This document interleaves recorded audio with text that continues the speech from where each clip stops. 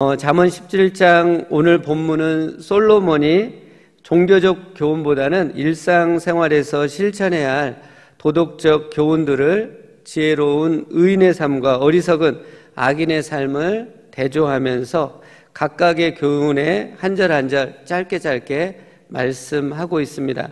그럼 잠언 17장 오늘 본문의 말씀을 통해 주시는 지혜로운 삶이 어떤 것인지, 미련한 삶이 어떤 것인지 살펴보기를 원합니다.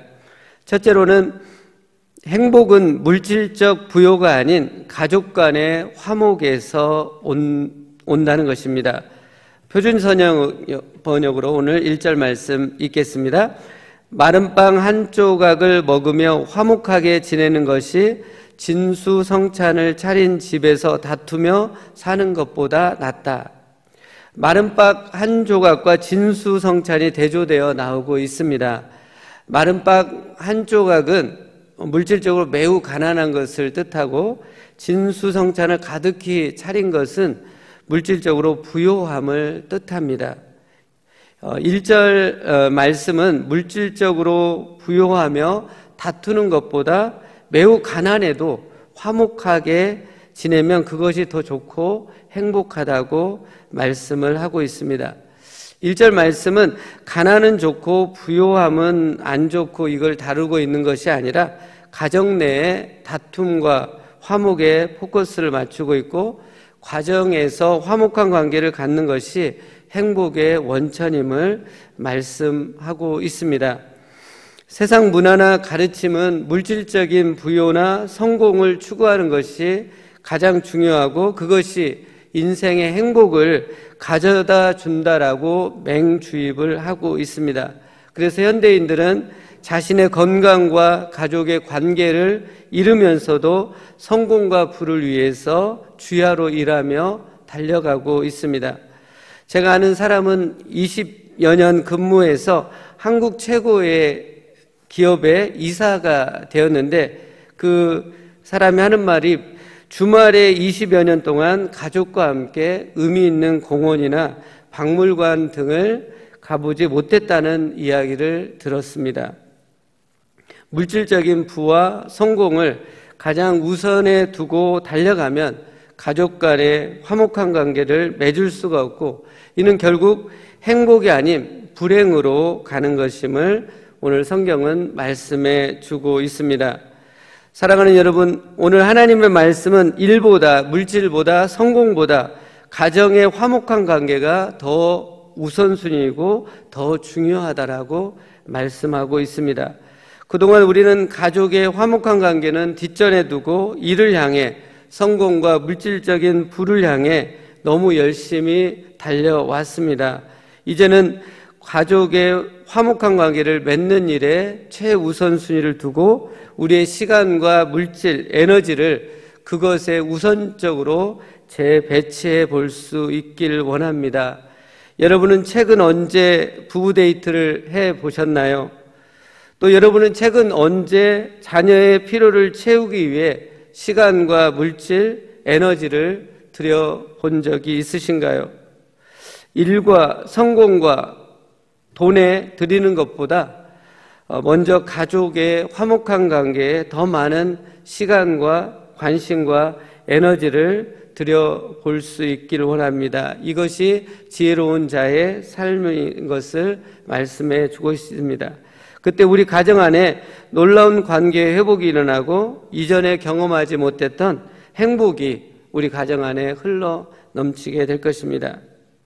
둘째로는 여호와께서 사람의 마음을 연단하셔서 정금과 같이 빛나게 하신다라고 3절 말씀은 말씀하고 있습니다. 3절은 하나님께서 사람의 마음을 연단하시는데, 이것을 쉽게 이해하도록 하기 위해서 은과 금의 연단을 비유로 설명하고 있습니다. 여기서 연단이란 금속을 불에 뜨겁게 달구어 녹인 것이 이제 포인트입니다. 녹인 후에 불순물을 제거하여 더 순수한 금속을 만드는 과정을 연단이라고 합니다. 그러기에 은과 금을 연단하려면 은과 금의 녹는 점까지 불에 달구어야 합니다.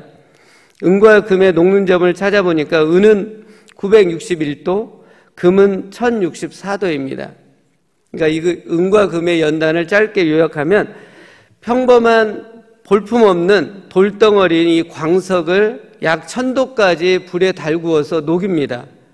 그래서 그 녹여야만 불순물들을 제거할 수 있죠. 그 불순물들을 제거해서 볼품없는 돌덩어리에서 순수한 은과 금, 보석을 추출해내는 것이 연단입니다.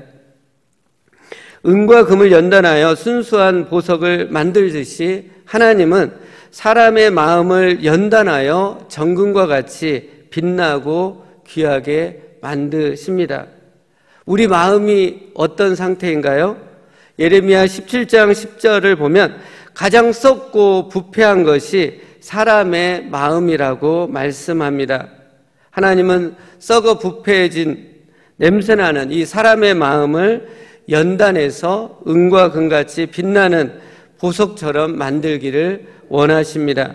즉 하나님은 사람의 마음을 연단하여 사람 안에 있는 악하고 어리석인 것들을 다 뽑아내길 원합니다. 그래서 지혜롭고 의로운 사람이 되도록 변화시키기를 원하시는 분이십니다. 그럼 하나님은 어떻게 우리의 마음을 연단하실까요? 은과 금을 뜨거운 불 가운데 넣어 연단하듯이 하나님은 우리를 고난과 시련 가운데로 의도적으로 넣으십니다. 그래서 우리 마음을 연단시켜 가십니다. 베드로전서 1장 6절 표준 세번역으로 보시겠습니다. 그러므로 지금 잠시 동안 여러분이 여러 가지 시련을 겪으면서 어쩔 수 없이 슬픔에 빠져 있더라도 이것을 기뻐하십시오.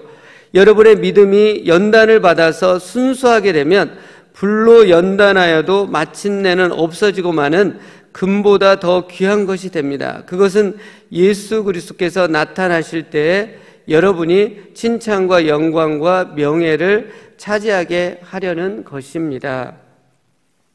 사도 베드로는 AD 64년에 로마 네로 황제에 의해 로마시에서부터 시작된 기독교 대박해가 로마 제국 전역으로 확산되는 그 시점에 이 베드로전서를 기록해서 소아시아에 있는 교회들에게 혹독한 고난과 시련 가운데서 어떻게 해야 할 것인가에 대해서 말씀하고 있습니다. 바울은 그들이 대박해라는 혹독한 시련으로 아프고 슬프지만 이 시련의 연단을 통해 그들의 믿음이 보석보다 더 빛나게 되고 장차 예수 그리스도로부터 칭찬과 영광과 명예를 얻게 되기에 혹독한 시련 가운데서 오히려 기뻐하라고 말씀하고 있습니다. 야고보서 1장 2절에서 4절은 믿음의 시련이 완전한 성숙을 가져오기 때문에 시련이 왔을 때 온전히 기뻐하라고 말씀합니다. 그러기에 여러분, 시련이나 고난을 만날 때 우리가 해야 할 일은 무엇인가요? 시련 중에 오히려 더 기뻐하고 더 감사하는 것입니다. 이 시련과 고난을 통해서, 연단을 통해서 우리의 믿음이 보석보다 더 빛나게 순수해져서 예수 그리스도부터 장차 영원한 영광의 상을 받기에, 그리고 이 시련을 통해서 우리가 완전한 성숙으로 나아가기 때문에 더 기뻐하라고 말씀하고 있습니다. 그러나 많은 그리스도인들이 고난과 시련이 올 때 너무 쉽게 원망하고 불평하고 분노를 냅니다. 이 시련이 주는 외적인 것도 힘이 드는데 그 마음이 원망과 불평과 분노로 가득 차면 총체적인 어려움을 겪게 됩니다. 시련과 고난 앞에서 원망, 불평, 분노하면 믿음이 망가지는 거죠. 믿음이 무너집니다. 그리고 여전히 신앙의 초보에 미성숙한 상태에 머무르게 되고 고통은 더 증폭됩니다. 오늘 본문 10절은 시련과 고난을 대하는 태도에 있어서 미련한 자와 지혜로운 자가 극명한 차이가 있음을 보여주고 있습니다. 잠언 17장 10절 표준 세번역으로 보겠습니다. 미련한 사람을 100번 매질하는 것보다 슬기로운 사람을 한 번 징계하는 것이 더 효과가 있다. 지혜로운 사람은 시련과 고난이 왔을 때 그것을 하나님이 주신 연단으로 생각하고 매우 빠르게 기뻐하고 감사하는 태도로 전환을 하기에 한 번 매질할 필요도 없이 한 번 징계하는 것으로 충분하다고 말씀합니다. 하지만 미련한 사람은 어떻습니까? 매질을 100번 할 정도로 혹독하게 연단을 해도 끝까지 원망, 불평, 분노하면서 남을 탓하고 하나님을 탓하기에 자신의 어리석음과 미숙함을 떨쳐내지 못하게 됩니다. 이렇게 끝까지 깨닫지 않고 계속 원망하고 불평하고 분노하며 어리석음 가운데 있는 자는 어떻게 됩니까? 12절, 내 미련한 자가, 어리석은 자가 처하게 될 무서운 위험과 멸망에 대해서 말씀을 해주고 있습니다. 잠언 17장 12절 또 표준사역으로 읽겠습니다. 어리석은 일을 하는 미련한 사람을 만나느니 차라리 새끼 빼앗긴 암곰을 만나라. 새끼 곰을 빼앗긴 암곰은 극도의 분노를 갖고 있기 때문에 그 암곰을 만나면 공격을 받아 비참하게 죽게 됩니다.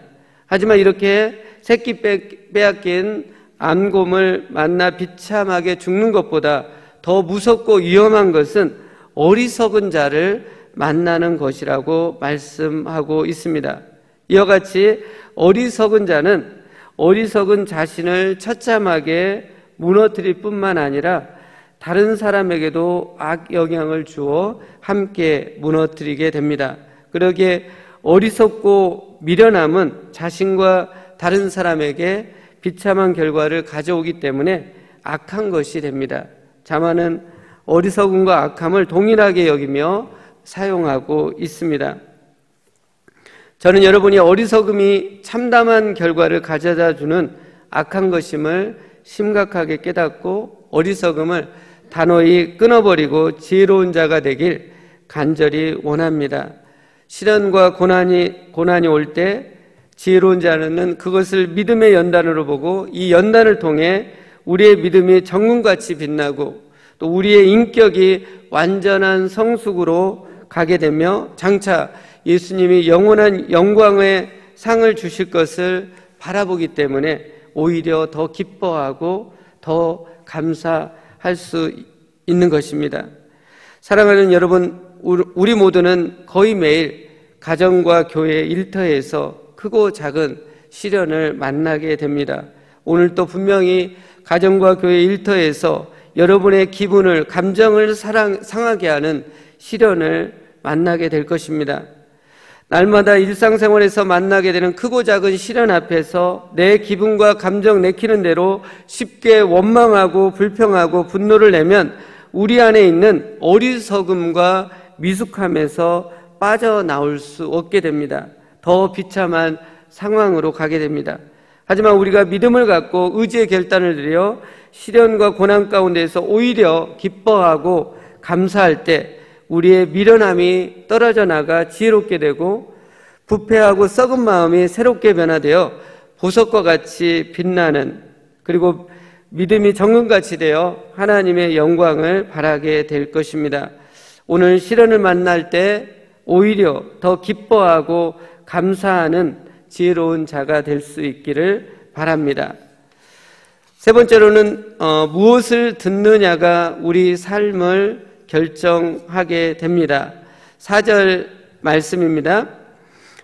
악을 행하는 자는 사악한 입술이 하는 말을 잘 듣고 거짓말을 하는 자는 악한 여가 하는 말에 귀를 기울이느니라. 4절은 악한 자, 거짓말을 하는 자는 악한 말, 남을 헌단하는 말에 귀를 기울인다고 하면서 듣는 것을 강조하고 있습니다. 그들도 처음엔 선한 자, 진실을 말하는 자였을 것입니다. 그러나 그들이 악한 말, 남을 험담하고 비방하는 말, 부정적인 말, 절망적인 말을 습관적으로 듣다 보니 그런 악한 사람으로 자기도 모르는 사이에 전락하게 되었고, 이젠 그런 악한 말에 더 귀를 기울이는 자가 되었다고 말씀합니다. 여러분은 지금 어떤 말을 많이 듣고 계신가요? 우리가 한 주간 세상 속에서 살다 보면 세상이 주는 메시지를 많이 듣게 되고 우리도 의식하지 못하는 사이에 그 소리로 인해서 우리 영혼의 순수한 열정이 식게 됩니다. 그러기에 우리는 좋은 소리를 들어야만 합니다. 영적인 소리, 은혜가 나오는 소리를 들어야 합니다. 그래서 의도적으로 교회에 와서 예배하고 하나님의 말씀을 듣고 그 말씀과 은혜를 서로 나누는 것에 힘쓰지 않으면 우리의 영혼이 우리가 알지 못하는 사이에 병들게 되는 것입니다. 사도행전 2장 46절에 초대교회 성도들은 날마다 성전에 모여 하나님을 찬양하고 하나님 말씀을 듣고 기도하는 일에 힘썼다라고 말씀합니다. 매일 성전에 모여서 예배하고 말씀 듣고 하니까 능력을 받고 세상에 강력한 영향력을 낸 것을 볼 수 있습니다. 사랑하는 여러분, 우리가 교회에 오는 가장 첫 번째 이유는 무엇인가요?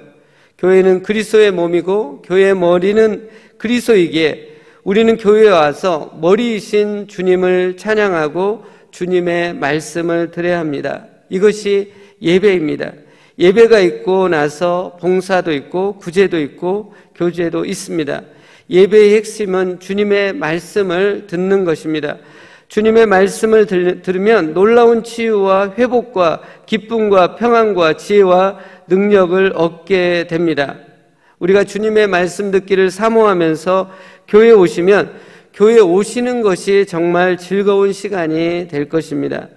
저는 일주일에 평균 수요일과 금요일, 토요일, 주일 4번 교회에 옵니다. 각각의 요일마다 만나는 분들이 달라서 사람 만나는 것도 좋지만 더 좋은 것은 각 요일마다 들려지는 주님의 말씀이 각각 다르고 신선해서 요즘 저는 각 요일마다 교회에 오는 것이 좋고 행복합니다.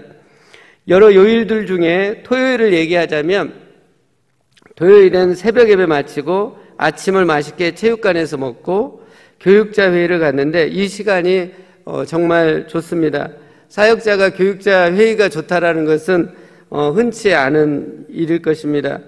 교육자 회의 때 80%의 시간은 담임 목사님 인도하에 다음날 주일 설교 본문을 읽고 각자 묵상하고 서로 은혜 받은 말씀을 충분히 나눕니다. 그 후에 20%의 시간은 핵심적인 회의만을 간단히 갖습니다. 이렇게 교육자들이 먼저 하나님의 말씀으로 은혜를 나누고 묵상을 하고 하나님의 말씀을 듣기 때문에 교육자 분위기가 너무 좋을 수밖에 없습니다. 여러분이 느끼신 대로. 사랑하는 여러분, 우리는 세상에서 열심히 일하고 살아야만 합니다. 그러나 세상의 소리가 우리 영혼을 짓눌리게 해서는 안 됩니다. 그렇기 때문에 우리는 힘이 들고 시간이 없더라도 우선순위를 의도적으로 교회에 오는 곳에 두시고 적극 오셔서 주님의 말씀을 들어야 우리의 영혼이 회복되고 영적으로 승리하는 삶을 살 수 있습니다. 주님 말씀 듣기를 간절히 사모하면서 교회에 오셔서 예배를 드려보시고 예배 드리면서 주님의 말씀을 들으심으로 우리의 영혼이 회복되고 다시 한번 우리 안에 영적으로 신앙의 전성기를 새롭게 회복할 수 있기를 원합니다. 마지막으로 4번째는 허물을 덮어줌으로 사랑을 싹트게 하십시오. 9절 말씀입니다. 허물을 덮어주는 자는 사랑을 구하는 자요 그것을 거듭 말하는 자는 지난 것을 이간하는 자니라. 한 구절에 허물을 덮어주는 자는 지혜로운 자이지만 허물을 거듭 말하는 자는 어리석은 자라고 대조적으로 말씀하고 있습니다. 여기서 허물의 사전적 의미는 잘못, 모자람, 결점입니다. 모든 사람은 죄인이기 때문에 모든 사람은 누구나 크고 작은 허물, 즉 잘못과 모자람과 부족감과 결점을 갖고 있습니다. 가족 간에도 서로에게 허물이 있습니다. 교회와 일터에서도 서로에게 허물이 있습니다. 그러나 지혜로운 자는 상대방의 허물을 지적하지 않고 이해하고 용서하면서 덮어줌으로 서로 간에 사랑이 싹트게 하여 놀라운 관계의 발전을 이룹니다. 하지만 어리석은 자는 상대방의 허물을 바로바로 지적함으로 서로 간의 미움과 분노를 싹트게 해서 결국 친한 친구도 관계를 깨트리게 한다라고 말씀합니다. 여러분이 현재 상대방의 허물을 덮어주는 사람인가요? 아니면 거듭 지적하는 사람인가요? 지적을 잘하는 사람은 넓은 하얀 종이 위에 있는 아주 작은 점이 있는데 넓은 하얀 부분을 보지 않고 아주 작은 점에 집중하는 사람입니다. 그는 상대방이 갖고 있는 장점과 칭찬과 감사할 점인 넓은 하얀 부분은 애써 무시하고 언급을 하지 않고 아주 작은 점인 허물을 계속 말하고 부각시키는 사람과 같습니다. 그 작은 점과 또 같은 허물로 인해 본인도 힘든데 상대방이 그것을 계속 지적한다면 친한 관계도 깨질 수밖에 없다라고 오늘 성경은 말씀합니다. 허물을 가장 잘 덮어주신 분은 우리 예수님이십니다. 하지만 허물을 가장 잘 지적질하는 대표적인 성경의 인물들은 바리새인들과 율법 학자들입니다. 요한복음 8장에 가늠하다 잡힌 여인의 그 큰 허물을 바리새인들과 율법학자들은 공개적으로 드러내서 돌로 쳐서 죽이려고 했습니다. 하지만 예수님은 그 여인의 허물을 용서하고 덮어줌으로 그 여인을 살려내고 그 여인을 구원해내는 것을 볼 수 있습니다. 사랑하는 여러분, 여러분은 그동안 가정에서 바리새인들과 율법학자들처럼 배우자와 자녀들의 허물을 자주 지적함으로 어리석게 행하지 않았습니까? 그리고 교회와 일터에서 상대방의 허물을 덮어주지 않고 쉽게 말함으로 미련하게 행하지는 않았습니까? 그 결과로 인간관계가 약해졌거나 깨져가고 있지는 않으신가요? 이젠 율법이 아닌 은혜, 바리새인들과 율법학자들이 아닌 예수님의 마음을 품고 허물을 들추어내는 어리석음을 버리고 그 허물을 이해하고 용서하면서 덮어줌으로 지혜로운 자가 될 수 있기를 원합니다. 상대방의 허물에 함몰되지 마시고 상대방의 장점, 칭찬할 점, 간사할 점을 애써서 찾아내고 밝히 말하고 드러내므로 놀라운 관계의 회복이 여러분의 삶 가운데 있기를 바랍니다. 기도하시겠습니다. 살아계신 하나님, 저희들 안에 바리새인들과 율법학자 같은 악한 율법적인 마음이 있습니다. 남의 허물을 들춰내고자 하는 악한 것이 있는데 그런 것들을 끊어버리게 하시고 예수님의 은혜의 마음을 품고 상대방의 장점, 칭찬할 점, 감사할 점을 더욱 드러내서 사람을 살려내는 저희들이 될 수 있도록 도와주시고 고난과 시련 앞에서 원망, 불평, 분노하지 않게 하시고 오히려 더 기뻐하고 더 감사함으로 이 시련의 터널을 지나갈 수 있도록, 그래서 정금같이 빛나는 저희들의 신앙이 될 수 있도록 인도해 주시옵소서. 예수님의 이름으로 기도합니다. 아멘.